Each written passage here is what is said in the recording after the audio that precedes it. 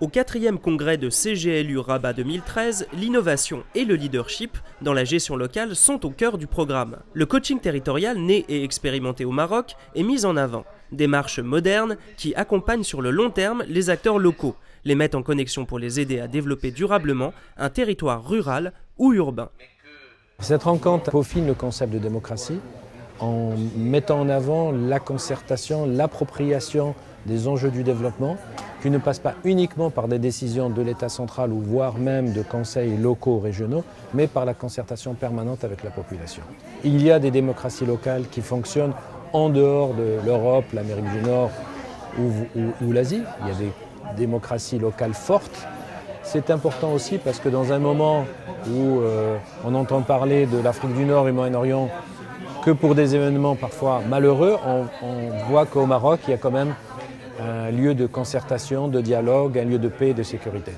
Les intervenants Najat Sarouk, Jean-Pierre Elong-Bassi, tout comme l'élu français Jean-Paul Bachy, définissent les enjeux du coaching territorial et les grandes lignes garantissant son succès dans la durée. Le phénomène régional, il est émergent partout dans le monde et en particulier sur le continent africain.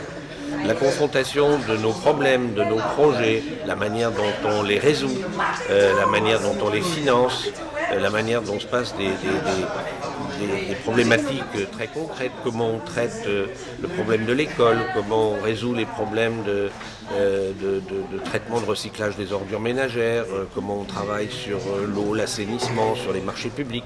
Je dirais qu'à partir de ça, c'est peut-être pas du coaching, mais en tout cas c'est de la coopération directe entre élus et entre des équipes qui confrontant leur expérience, en tirent des enseignements intéressants.